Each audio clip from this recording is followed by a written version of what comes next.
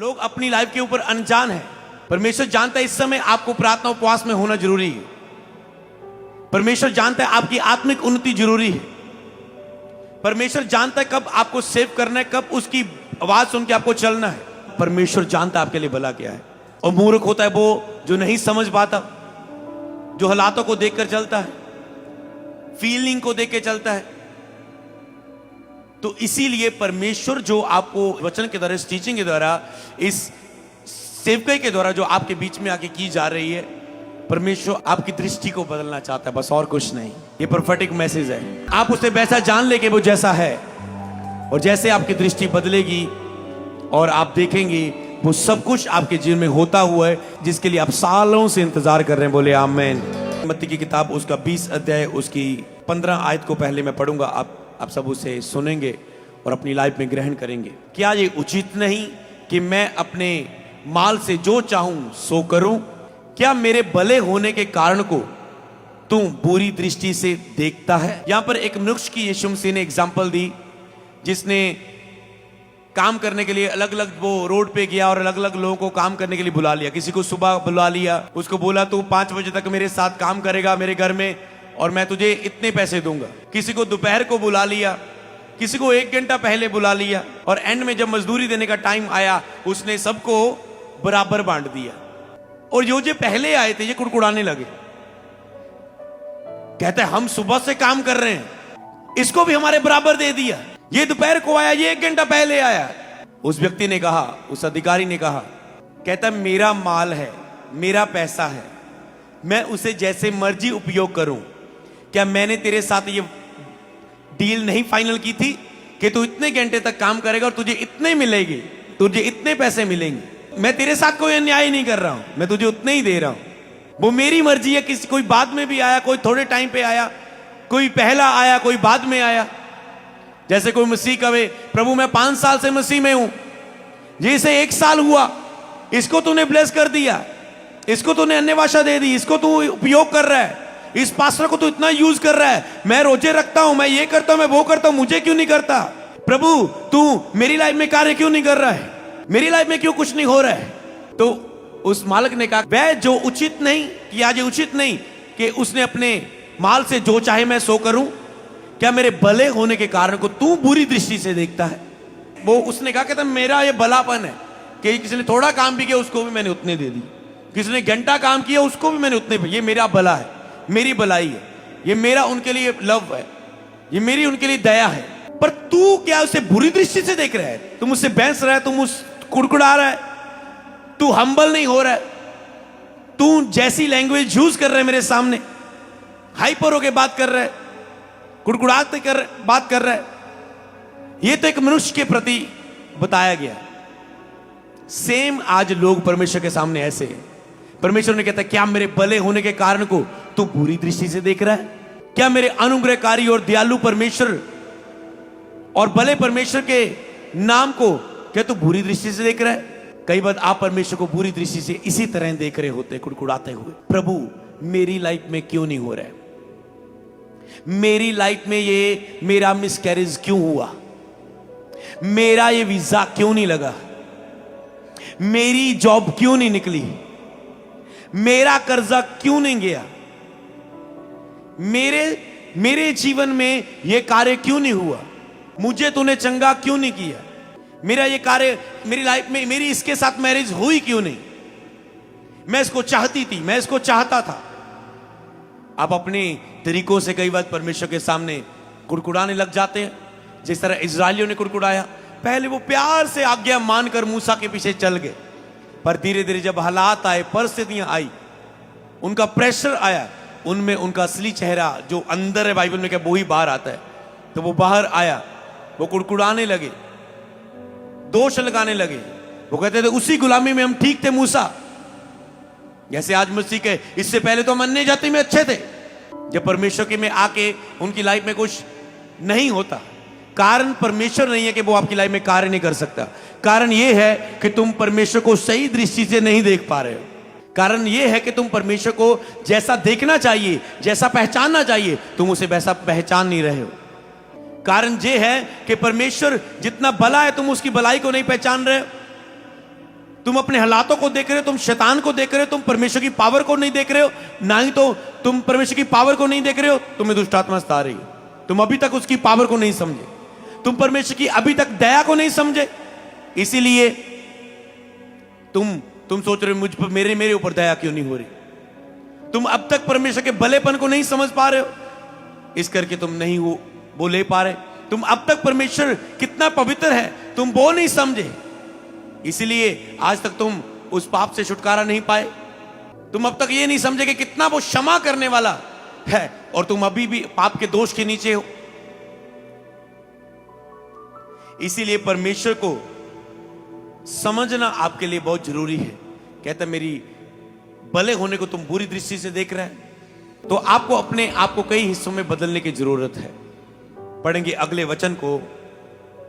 जब हम इसी मत्ती में रहते हुए आगे इसे बढ़े 31 से 34 तक, लोगों ने उसे डांटा कि चुप रहे, पर वह और भी चिल्लाने लगा, हे दाऊद की संतान, हम पर दया करे। यहां पर एक अंधा था जो परमेश्वर के पीछे पुकारता पुकारता कहने लगा, हे दाऊद की संतान, मुझ पर दया करें। आज जब आप कहें ना यहां पर कि आज आपको ये बिलीव करना है, आप प्रोफेटिक पवित्र आत्मा वचन के समय पर उतर आया है, आपको समझना है कि मैं नहीं बोल रहा हूं, पवित्र आत्मा आपसे कह रहा है। उसने कहा हम पर दया करे। आज आपको बिलीव करना है। जब आज की प्रार्थना सभा में आप कहेंगे ना, लास्ट में वचन को सुनने के बाद कई बात आप मेरे पीछे बोलेंगे, प्रभु दया करे, ये वो आप करें, आपको पता नहीं उसके पीछे भेद क्या है। आज जब आप यहां पर लास्ट प्रेयर में कह के जाए ना, प्रभु मुझे ये पाने के लिए दया करें। अंधे ने ये भी बताया कि मुझ पर दया करें। प्रभु ने कहा किस हिस्से पर दया करूं? उसने कहा प्रभु मुझ पर दया करें। एक तो आपको यह कहना है परमेश्वर मुझ पर दया करे, और जब आज कहें ना प्रभु मुझ पर दया करें, आपको यह बिलीव करना है कि मुझ पर दया हो चुकी है। आपको हाई के साथ खड़े होंगे, ये प्रोफेटिक वर्ड है। तो जब आप उसकी दया मांगते हैं, आपको बिलीव करना है दया हो चुकी है। अब मैं चलूंगा, अब मैं खाऊंगा, अब मैं पीऊंगा, अब मैं जो नहीं कर सकता था वो करूंगा, अब मैं ठीक हो चुका, अब मुझ पे कोई अटैक नहीं, अब मुझ पे कोई गति नहीं, अब मेरे इंतजाम हो गए, अब मेरे रास्ते खुलेंगे, अब मैं पवित्रता में चलूंगा, अब मैं सामर्थ्य में चलूंगा, अब मैं सेवा के लिए यूज होऊंगा, अब मैं बुलाहट की ओर बढ़ूंगा, अब मुझ पे दया हो चुकी है। तो समझ गए आज की प्रार्थना सभा का प्रोफेटिक वर्ड जो अभी प्रभु ने बताया, मुझे भी नहीं पता था ये बताना है प्रभु ने। तो आपको बिलीव करना है। मुझे तो वचन दिए प्रभु ने, उसमें से क्या सिखाना है मैं अभी देख रहा हूं। तो उसकी दया आप पर, आपको बिलीव करने के हो चुकी मांगने के बाद, क्योंकि ऐसा कैसे आप सोच सकते हो परमेश्वर को दृष्टि से ये प्रभु दया करे, और आप सोचे मुझ पर तो हो ही नहीं दया। परमेश्वर ऐसा है? सोच के देखो यार, झूठ सोच के देखो। दिल खोल के दया मांगे और उस हिस्से में वो दया ना करे, क्या ऐसा है? नहीं।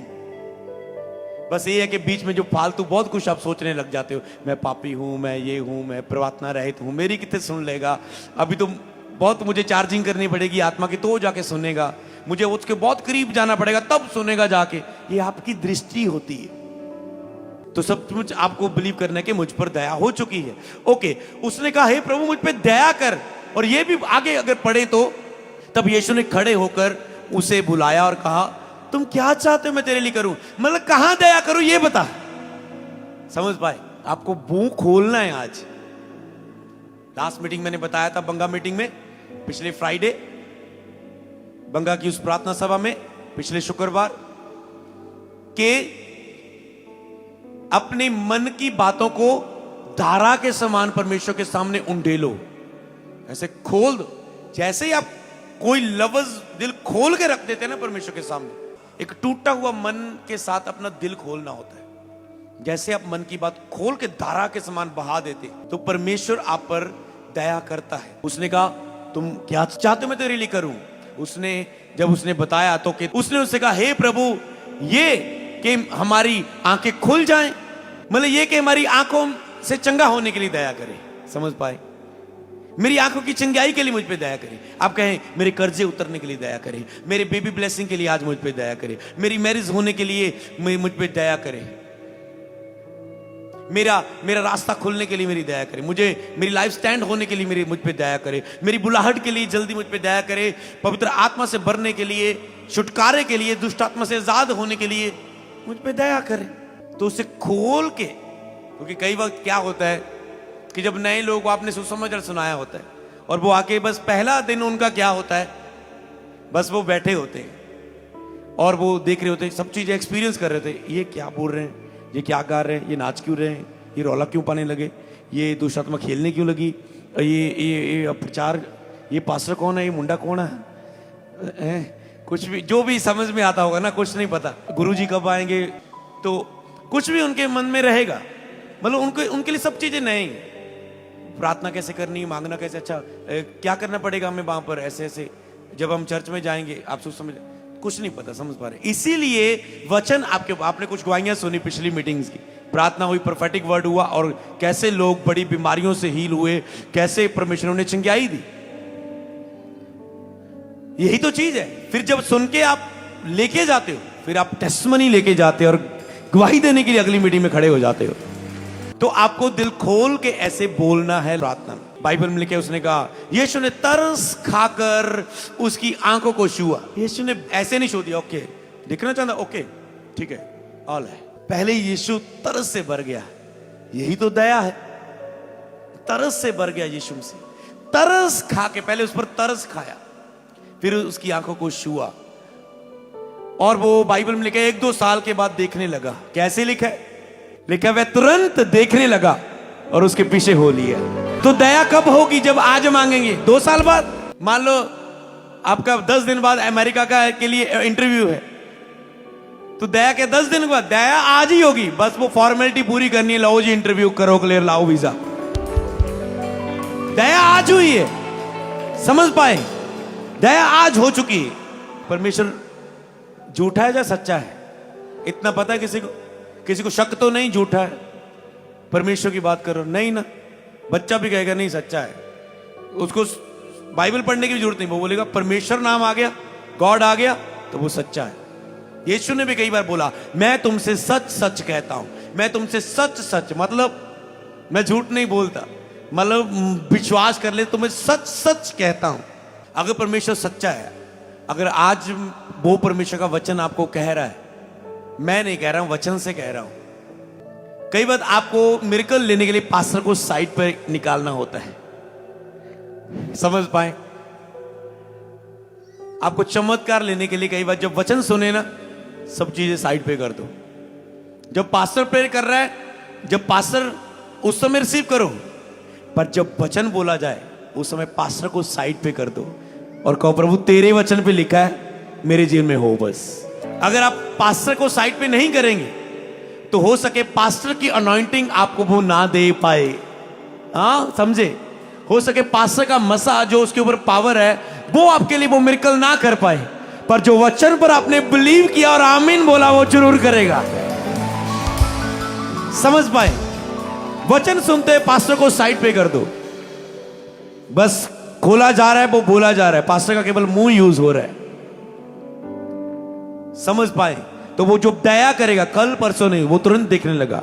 तो आज आपको बिलीव करना है, दया हो चुकी है, टेस्टमनी का भंडार भर के आएगा होलसेल में। आपकी 1-2 टेस्टमनी नहीं, होलसेल में होगी। मैंने कहा ये याद रखना इन वर्ड्स को। जब आप गवाही देने के लिए खड़े होंगे ना, टीम बोले, आप बोलेगी एक और गवाही, टीम बोलेगी ओके ओके, माइक फड़ पकड़ेगी, एक और गवाही, एक और गवाही, आप बोलेंगे एक और, एक और, एक और।